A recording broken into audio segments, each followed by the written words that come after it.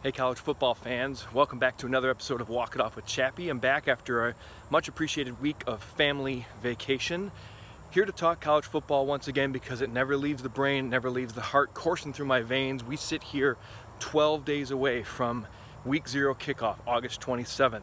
So geeked up for that. So what I've been hearing on podcasts and on talk shows and written across message boards are concerns over injuries in camp so far. Some blue blood programs with some big time players that have suffered some injuries.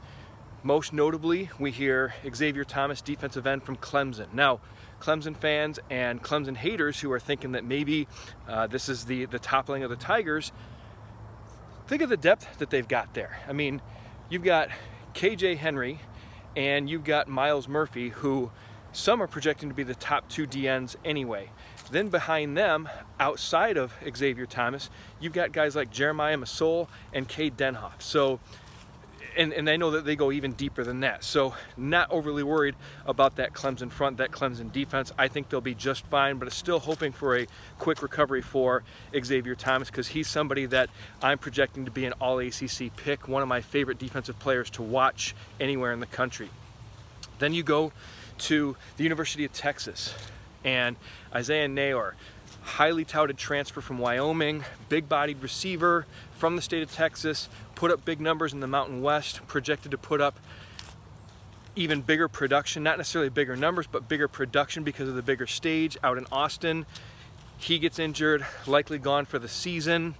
That's, a blow, but I mean, again, think about the depth that Texas has on that offensive side. I mean, you just go at receiver, they still have Xavier Worthy. They've got transfers Tariq Milton from Iowa State, Ajay Hall, if he can get his act together, from the University of Alabama. You still have Jordan Whittington as a receiver that I think is one of the most underrated in the NCAA. So they're going to be okay. And then you look at what they've got at tight end as well.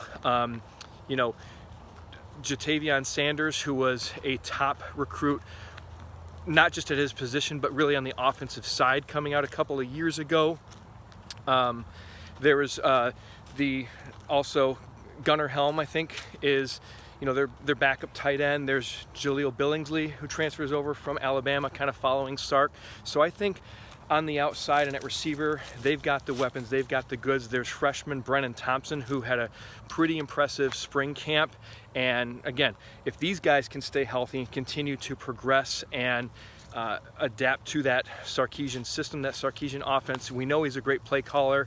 And word is that there's some healthy competition at quarterback between Hudson Card and Quinn Ewers. So assuming that one of those two really takes flight in that offense, I'm not worried about Texas. What makes me a little bit nervous, though, is up front.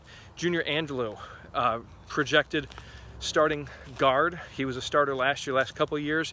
He goes down, likely lost for the season, but great recruiting class, especially on the offensive line. Texas got 3 of the top offensive line recruits in this last cycle, Cole Hudson being the big name that is expected to step in there. So shout out to Tom Fernelli. I agree with him that that's the loss that worries me a little bit more. There was also an injury to Roschon Johnson, the projected backup running back, and a very talented backup running back to Bijan Robinson.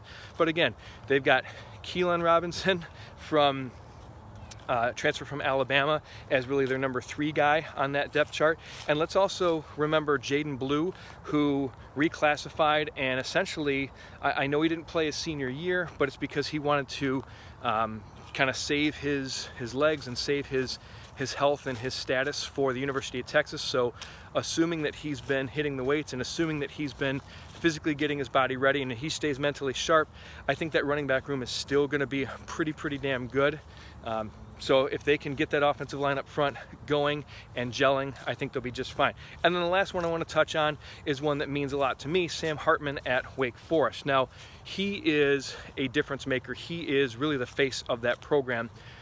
But when you've got a coach like Dave Clawson, who has developed this system, who has developed this program and has brought them to a perennial 8+ win team, losing a guy like Sam Hartman is not as big of a blow as everybody thinks. Not to mention, we really don't have a lot of update and status on that, the more I thought about it, it sounds like it could be something like appendicitis, something that, you know, I went through in my football playing days.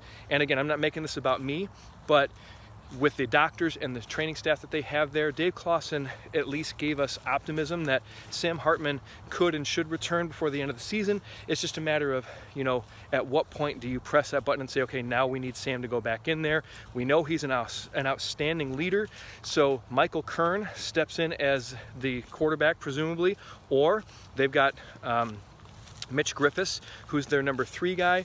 Both guys were pretty good coming out of high school, especially Kern, who played in a system very similar to what Clawson runs there at Wake Forest, coming out of the state of Florida. He's a pretty big body too, 6'2", just about 200 pounds Kern is. So I think Wake Forest will be just fine, especially if they continue to get that direction from Dave Clawson, from offensive coordinator Warren Ruggiero, who's also a good quarterback guy, and then Sam Hartman as well. Again, presuming that it's something that's not career-threatening or season-threatening, I think that Wake Forest should still be in very good shape, especially with the weapons they have at receiver, with A.T. Perry, Taylor Marin, getting Donovan Green back, returning pretty much the entire offensive line, plus the addition of Javiante Nash. So don't weep too much for these 3 schools, Clemson and Texas and Wake Forest. I think they'll be just okay. So big sigh of relief. But this is just even more excitement knowing that college football is getting closer, because we're talking about these potentially being season-altering injuries because we're that close to kickoff. Again, August 27th, week 0. You can see it on my face. Hopefully you can hear it in my voice.